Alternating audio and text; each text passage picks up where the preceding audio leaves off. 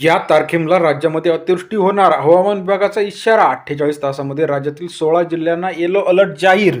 काय आहे सविस्तर अपडेट? चला तर जाणून घेऊया चॅनलच्या माध्यमातून. मान्सून मोठ्या प्रमाणात सक्रिय झालेला आहे. या मान्सूनमुळे राज्यामध्ये आता मोठ्या प्रमाणात पाऊस हाहाकार करणार आहे. हवामान विभागाने शेतकऱ्यांना मोठा इशारा दिला आहे. येते 3 दिवस धोक्याचे दिलेले हवामान विभागाने शेतकऱ्यांना इशारा दिला आहे. ज्या शेतकऱ्यांना पिकांचं काही नियोजन करायचं असेल त्यांनी थोडे थांबण्याचे संकेत दिलेले आहे. हवामान विभागाच्या अपडेटनुसार येत्या 48 ते 72 तासात राज्यामध्ये मोठं संकट येणार आहे. याचा सर्व जिल्ह्यांना, सर्व तालुक्यांना, सर्व गावांना झटका बसणार आहे. काही ठिकाणी येलो अलर्ट जाहीर केलेला आहे. हे 3 दिवस आता मोठे धोकादायक आहे. आज, उद्या, परवा या 3 दिवसामध्ये मान्सून अरबी समुद्रातून जाहीर झालेला आहे. हवामान विभागाने दिलेल्या अपडेटनुसार 48 दिवसामध्ये काही ठिकाणी ढगफुटी सदृश परिस्थिती सुद्धा होऊ शकते. हवामान विभागाचा मोठा इशारा आलेला आहे. येत्या 48 तासामध्ये मोठ्या प्रमाणात अतिवृष्टी होताना आपल्याला पाहायला मिळणार आहे.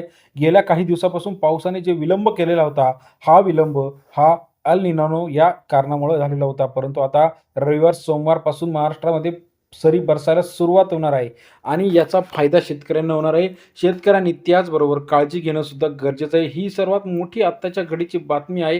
कारण का राज्यातील सर्व शेतकरी पावसाची मोठ्या चातकाप्रमाणे वाट पाहत आहे. कारण की पेरण्या करायच्या आहे, लागवडी करायची आहे, रोपे टाकायचे आहे, नांगरणी करायची आहे. ही सर्व कामे पावसाअभावी रखडलेली आहे. जर पाऊस वेळेवर झाला तर या पुढील कामे आता आपल्याला पाहायला मिळणार आहे.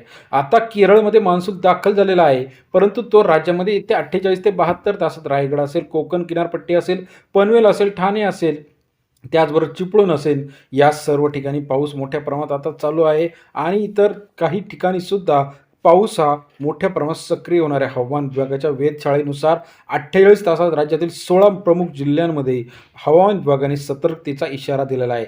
नवीन अंदाज समोर आलेला आहे. या अंदाजानुसार आता शेतकऱ्यांनी पावसाच्या व्यत्ययामुळे काही कामे रखडावी असं शेतकऱ्यांना इशारा दिलेला आहे. कारण का 48 तासामध्ये ढगफुटी होऊन विजांचा कडकडासह पाऊस होताना आपल्याला पाहायला मिळणार आहे.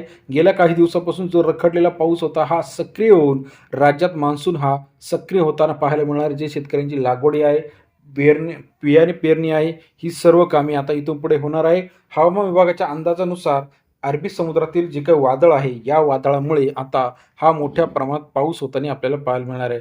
गेल्या काही दिवसाचा आपण जर बघितला अंदाज तर पूर्णपणे पाऊस हा थांबलेला होता, परंतु आता पाऊस पुन्हा सुरू झाल्यामुळे शेतकऱ्यांमध्ये एक आनंदाचं वातावरण आहे. पावसाची अपडेट आपल्याला कशी वाटली? पाऊस नवीन अपडेट चॅनलच्या माध्यमातून रोजच्या रोज बघण्यासाठी चॅनलला लाईक करायला विसरू नका. धन्यवाद.